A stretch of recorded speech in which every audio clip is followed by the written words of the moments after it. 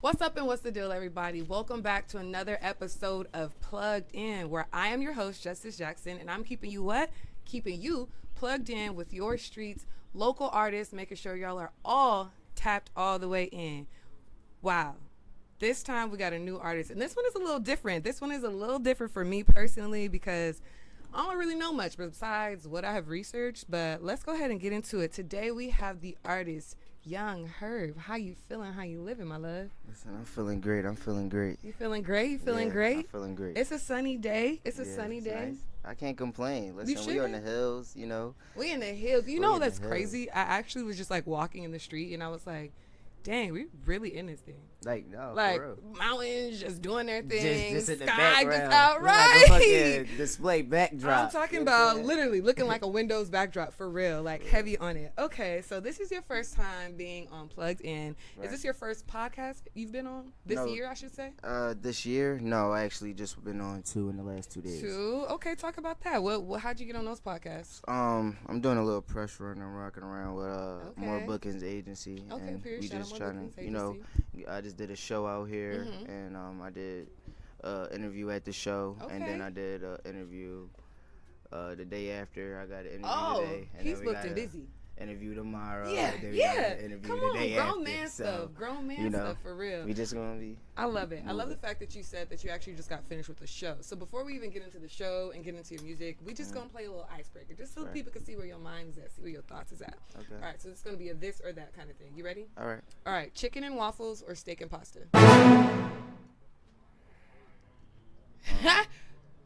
Chicken and waffles. Chicken and waffles. Steak and pasta. I actually never had neither, so I'm gonna just go. You've never had chicken and waffles? No, I haven't. You've never had steak and pasta? No, I haven't.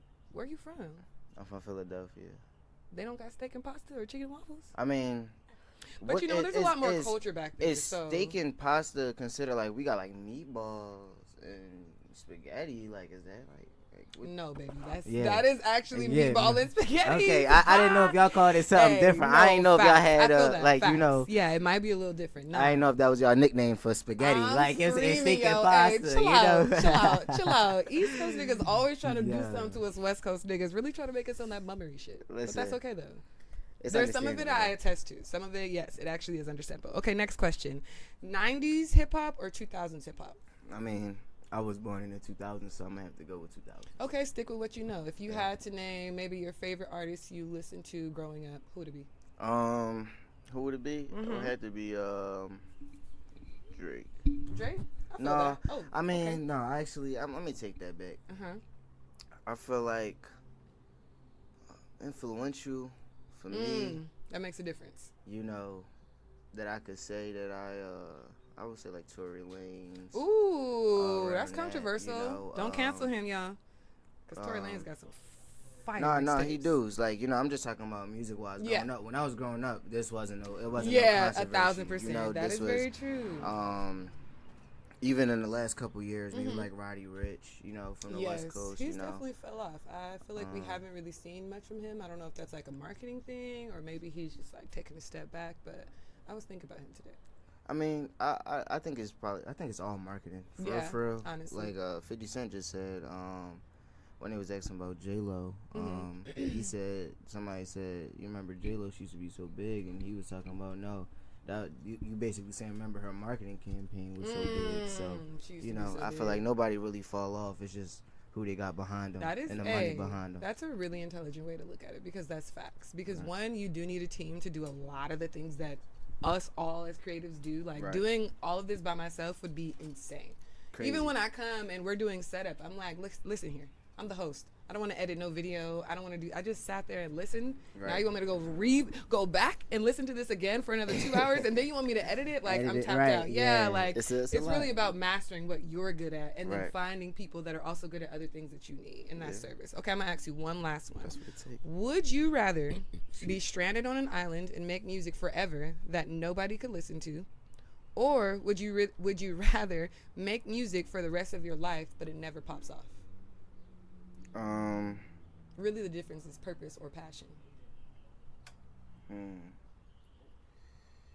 So I make music for the rest of my life, and it never pops off. It never pops off. So is popping off meaning like You ain't getting the payments. You ain't getting the brand deal. Right. No payments, no brand deals, no streaming, no. You're not really profiting. But they can hear it, though. The people can hear your music. But if you're on the island, you're making the music, but can't nobody hear it. I mean, yeah, I would make the music. I want the people to hear it. Yeah. You know? Yeah, because it's a message in your music. It's a message, regardless of if it pops off. And sometimes my music is not even just like about me. It just might be about the experience I heard somebody else talk about. I love that. Know? Like it's just for other people to relate to. I don't think it was an artist that I interviewed, but had a conversation with, and they were speaking about that. I honestly think it was Yard Down Mimi, where a lot of her songs that she's wrote have been because of like her homegirls or other people that she's been with, and I think that is beautiful as hell. First of all, like that's so considerate.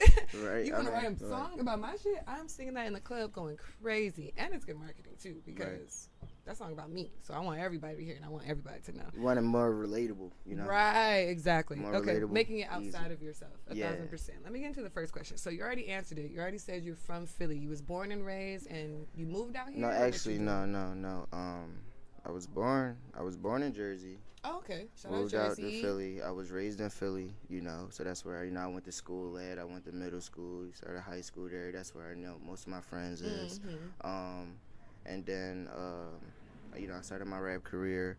I'm out here now, just on a press run for a couple days. Out here in LA or Pasadena, because it's a difference. No, I'm in LA. Actually, I've been in.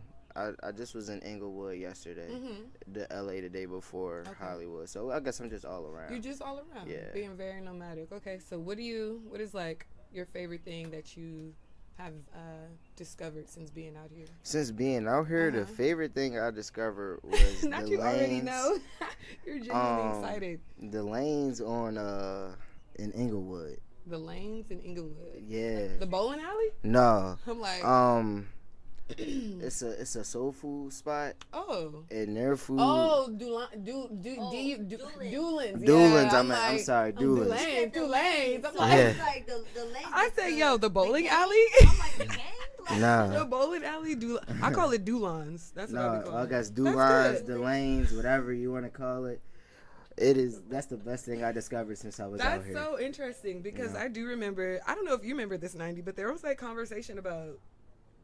Look, now you got me fucked up. I don't even know how to pronounce it. Doolin's being nasty. But I also think that's based upon which location you go to. And that makes a difference for every restaurant because not everybody got the same cook. Right. Yeah. Like, I'd be going to the same ramen spot, and I went in Colorado, and boy, they fucked it up. I was very upset. Yeah, I hate that. Because don't do that. Because I know how it's supposed to be. Especially when I go there all the time. Don't play with my food. I don't like that. That's once I find a specific restaurant that I like, and I find a specific chef that makes my food a certain way, I go to that chef. I want to talk to you. You know what I'm saying? That's who that's I want. it. You're my personal chef now. Yeah. That's how I'm talking about really manifesting a lifestyle through every little everyday events. Like, you could drive. You could be my personal driver. Oh, you could roll up. You might be able to roll my blunts forever. I feel that. Okay, let's get to the next question. How does where you're from inspire or influence your music? I think that's a really great question.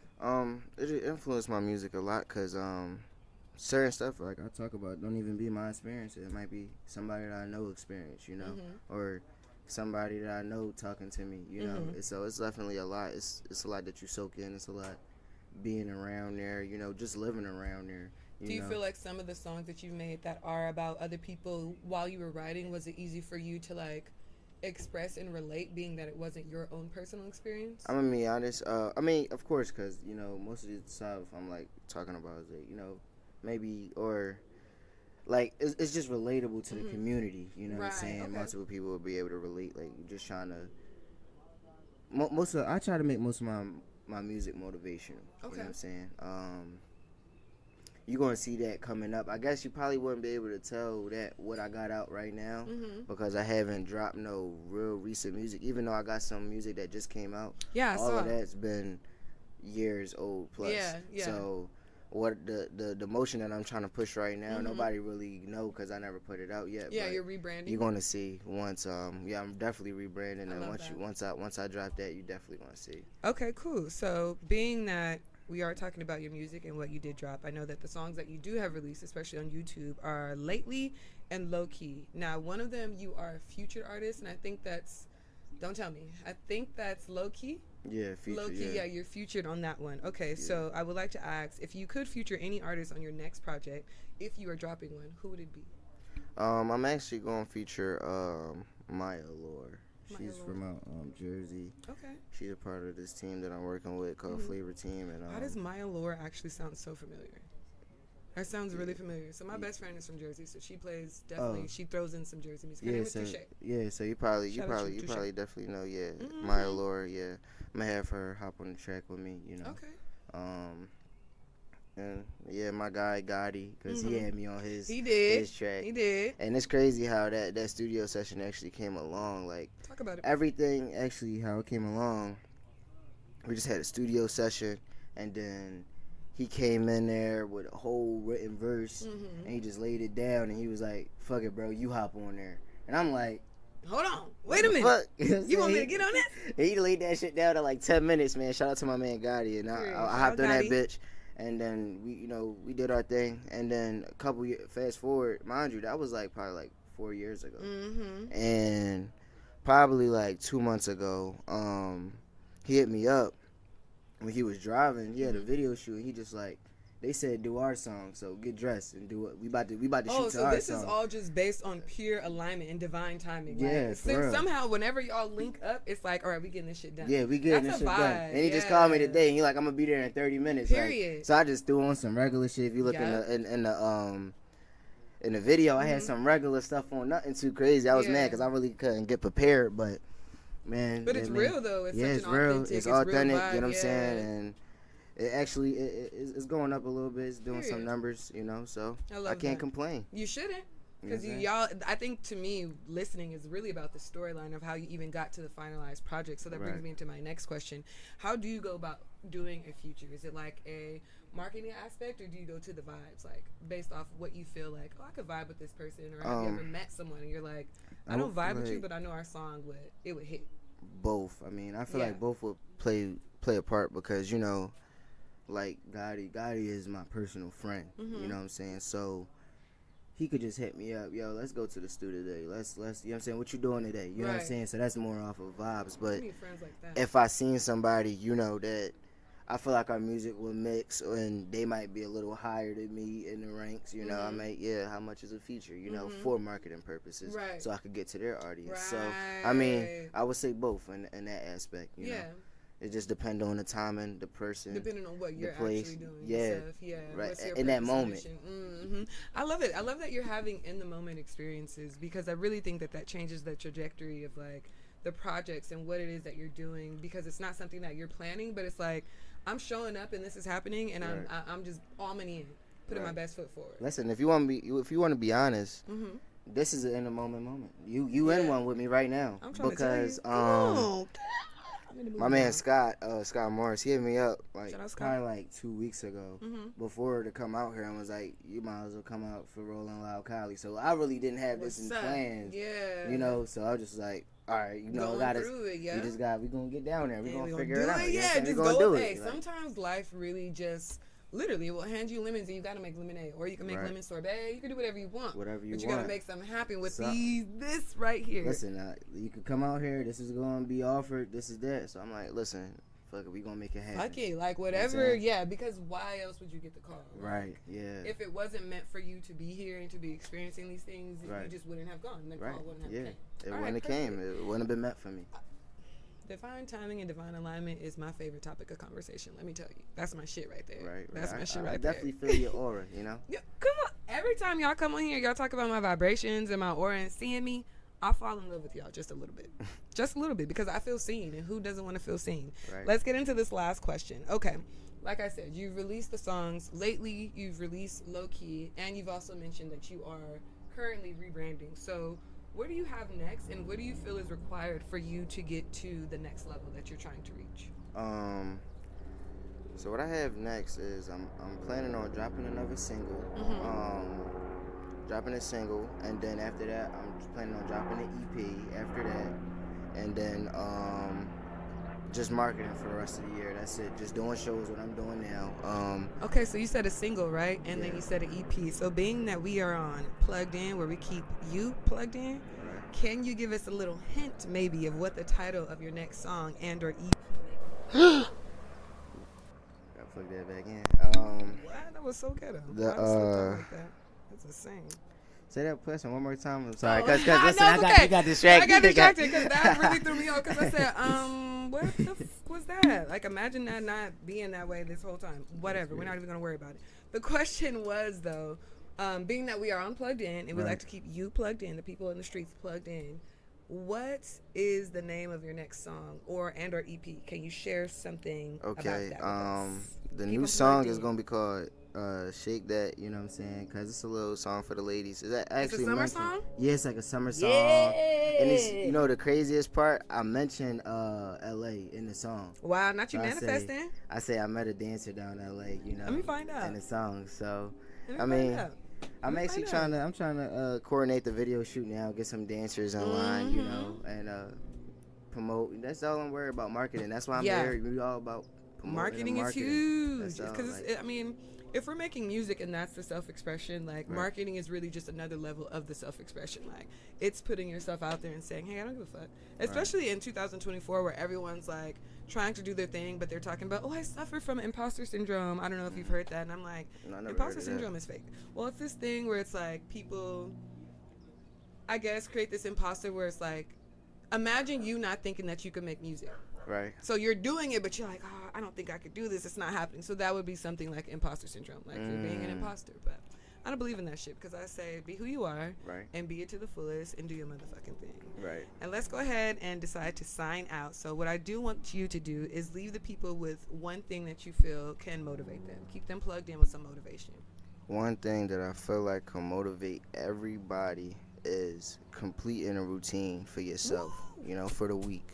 Something that you do daily, every day, you know, talk to God. I don't know what you believe in, but a daily routine and getting your body and your mind right is 1,000%. Something that I feel like can help anybody, no matter what age, what size. Come on now.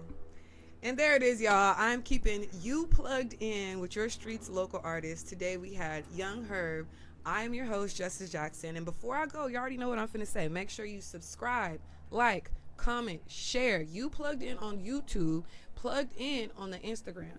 So if you don't know, now you know. All the links and all the bios, they're all there. Young Herb, I really thank you for your time and sharing with me and really aligning with the divinity. Right. Listen, I appreciate that, my love. Great aura. We're doing our thing. All right, y'all. We signing out. Bye. Peace.